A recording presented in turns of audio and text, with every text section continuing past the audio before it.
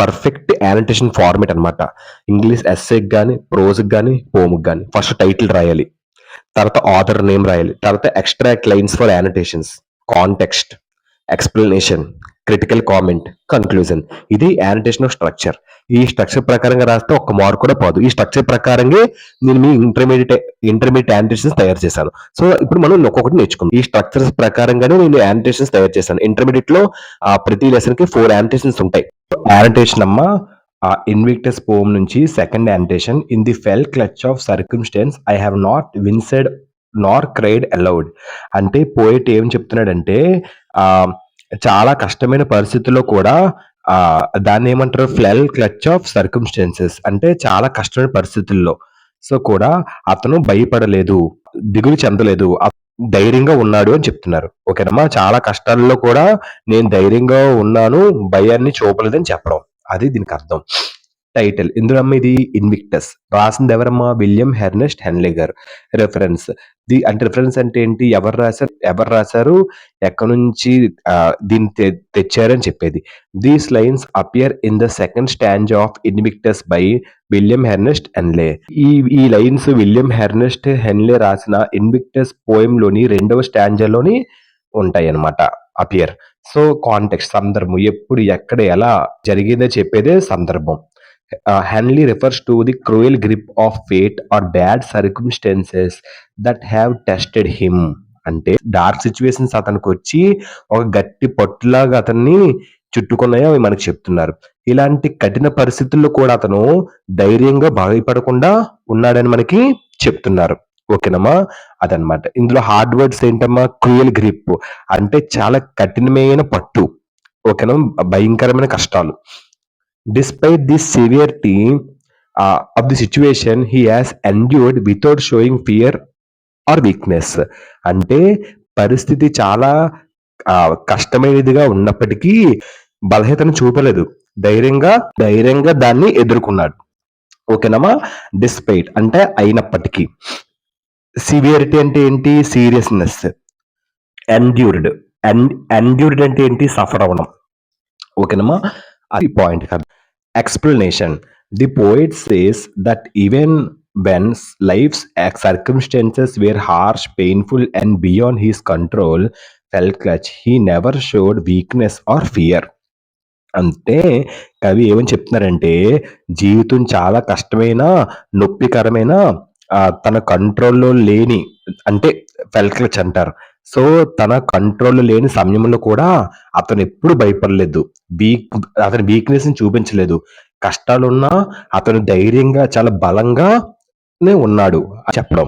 ఓకేనమ్మా, అంటే ఎక్కువ కష్టాల మధ్య కూడా అతను ధైర్యంగా భయం లేని వ్యక్తిగా ఉన్నాడని మనకు చెప్తున్నారు.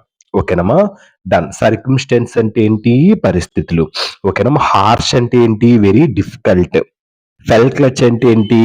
తీవ్రమైన ఒక పట్టు. ఓకేనా, బ్యాడ్ గ్రిప్ అంటారు ఫెల్ క్లచ్.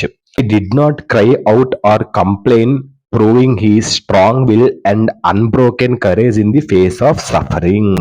అతను ఏడవలేదు, ఎవరికి కంప్లైంట్ చేయలేదు కష్టాలు వచ్చినప్పటికీ. అది అతన్ని బలమైన సంకల్పం మరియు విరగని ధైర్యం ఉన్నట్లుగా మనకి చూపిస్తుంది. అతను ఎంత కష్టాలు వచ్చినా ధైర్యంగా, చాలా బలంగా, దృఢంగా ఉన్నాడు, ఎవరికి చెప్పలేదు. సో అతను మనసుతో దాన్ని జయించాడు అని చెప్తున్నారు. ఓకేనమ్మా, డన్. నెక్స్ట్ హార్డ్ వర్డ్స్, ఇట్లా easy words. Next critical comment అంటే ఏంటి? కథ చదివి మనకు అభిప్రాయం చెప్పడం, ఒపీనియన్ విత్ రీజన్ అన్నమాట. The line highlights the poets extraordinary mental strength, showing how he refuses to be defeated by harsh circumstances. అంటే ఈ పాయింట్ కి అర్థం ఏంటంటే అమ్మా, ఈ లైన్ కవి ఒక అద్భుతమైన మానసిక బలాన్ని మనకి చూపిస్తుంది. ఎంత కఠినమైన పరిస్థితులు వచ్చినా అతను ఎప్పుడు ఓడిపోలేదు, వెనక్కి తిరిగి చూడలేదు. ఓకేనమ్మా అని చెప్తున్నారు. ఎక్స్ట్రాఆర్డినరీ అంటే ఏంటి? వెరీ స్పెషల్ గా. ఓకేనమ్మా. మెంటల్ స్ట్రెంగ్త్ అంటే ఏంటి? స్ట్రెంగ్త్, మైండ్ ఒక స్ట్రెంగ్త్ అంటారు. హార్ష్ సర్కమ్స్టెన్స్ అంటే ఏంటి? Very difficult situation. He's calm endurance becomes a powerful example of human resilience and self mastery. అంటే ఈ లైన్ కవికి ఉన్న బలమైన మానసిక శక్తిని చూపిస్తుంది. అంత కఠినమైన పరిస్థితులైనా అతను ఓడిపోలేదని ఇది మనకి చూపిస్తుంది. ఓకేనమ్మా. అంటే వన్ లైన్‌లో చెప్పాలంటే మనకు కూడా ఎటువంటి కష్టాలొచ్చినా మనం కూడా ఇలాగే ఉండాలని ఒక ఎగ్జాంపుల్ మనకి చూపిస్తుంది. ఓకేనమ్మా. ఈ లెసన్ బట్టి. అది. సో, ఇందులో హార్డ్ వర్డ్స్ ఏటున్నాయమ్మా? ఎండ్యూరెన్స్ అంటే సహనం అన్నమాట. ఓర్పు. ఓకేనమ్మా. డన్. రెసిలియన్స్ అంటే ఏంటి? రెసిలియన్స్ అంటే కష్టాలు తట్టుకునే శక్తి. హ్యూమన్ రెసిలియన్స్ అంటే మనుషులు కష్టాలను తట్టుకునే శక్తి అన్నమాట. నెక్స్ట్ లాస్ట్ కన్క్లూజన్ ముగింపు. Henley emphasizes the virtue of silent endurance and strength in the face of adversity portraying the speaker as both human and heroic. అంటే ఈ కన్క్లూజన్‌కి అర్థం ఏంటంటే అమ్మా, హెన్లీ కష్టాల సమయంలో కూడా బలంగా, సహనంగా ఉండటం ఒక గొప్ప గుణం అని చూపిస్తున్నాడు. ఈ యొక్క స్పీకర్ అంటే ఎవరిక్కడ? హెన్రీ. స్పీకర్ మనిషి. కానీ మనిషి అయిన అతను ఎంతో పీస్‌ఫుల్‌గా మనసుని కంట్రోల్ చేసే, ఆత్మని కంట్రోల్ చేసే ఒక ధైర్యమైన ఒక వీరుడిగా చూపిస్తున్నారు కష్టాల టైంలో కూడా. ఇందులో హార్డ్ వర్డ్స్ ఏంటమ్మా? ఎంఫసైజెస్. ఎంఫసైజెస్ అంటే ఏంటి? బలంగా చెప్పడం. వర్ట్యూ అంటే ఏంటి? Good quality.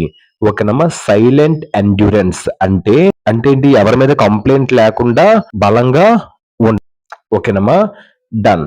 సో, అడ్వర్సిటీ అంటే ఏంటి? డిఫికల్టీస్. పోర్ట్రేయింగ్ అంటే ఏంటి? షోయింగ్. హెరోయిక్ అంటే ఏంటమ్మా? Brave and admirable.